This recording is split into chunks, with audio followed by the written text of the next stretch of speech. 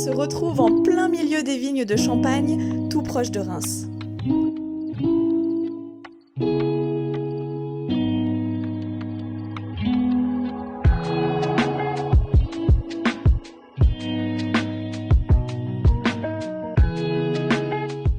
On est plus précisément à Verzenay. Et à Verzenay, il y a deux choses à voir. Il y a déjà le phare de Verzenay et aussi le moulin. Donc c'est un moulin à vent qui appartient à une célèbre maison de Champagne. Et ce qui est vraiment super là-bas, c'est qu'arrivé au moulin, vous avez une magnifique vue sur toutes les vignes de Champagne.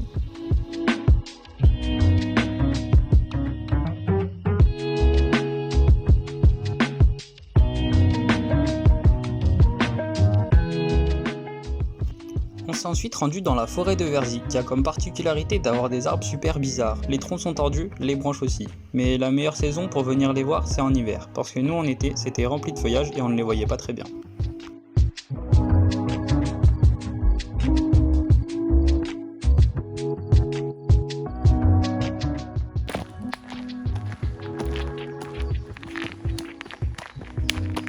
Même pas la ville, c'est où au Canada, j'ai vu la ville, la capitale du moustique mondial.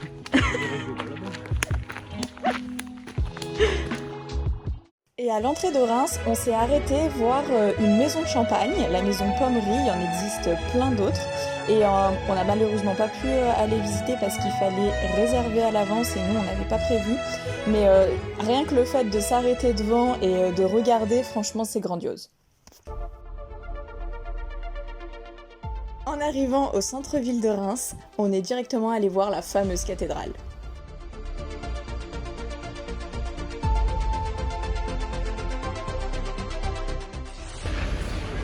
Lui, il voulait se barrer, du coup ils l'ont attaché, il dit non, toi tu restes là.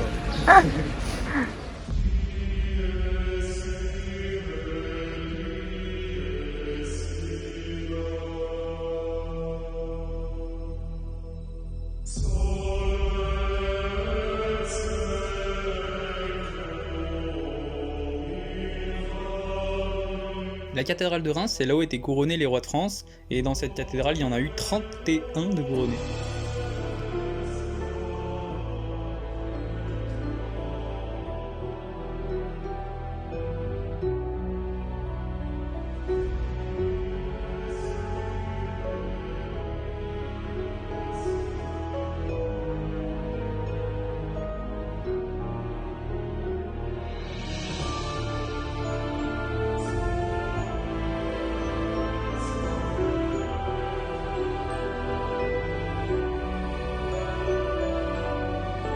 Juste à côté de la cathédrale, il y a le palais du Tau où sont exposés tous les objets et les pièces que portaient les rois de France pendant leur couronnement.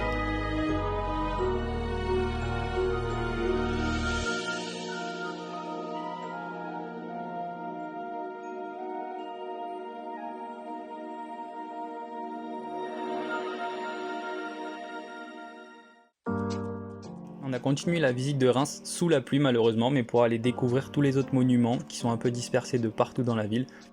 Notamment cette énorme arche romaine datant du IIIe siècle, qui est d'ailleurs la plus grande arche romaine du monde. On adore se balader dans la ville pour prendre l'atmosphère et voir ce qui s'y passe. Et en rentrant dans un parc, on n'a pas pu ressortir parce que la porte était fermée.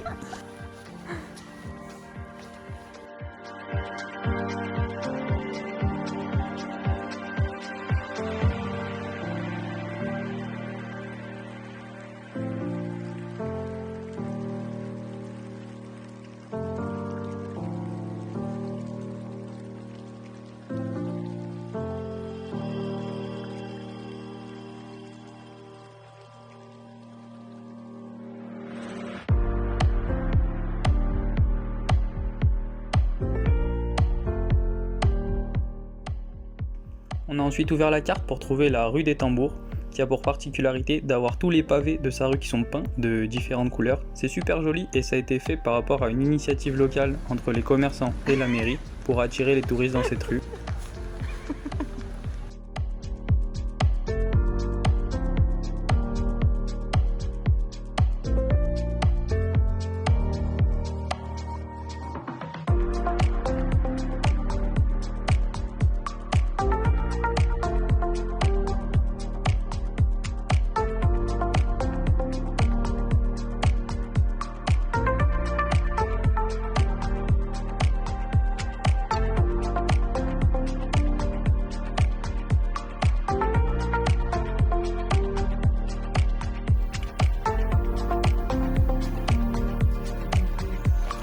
arrivant à la voiture, on a eu une petite surprise.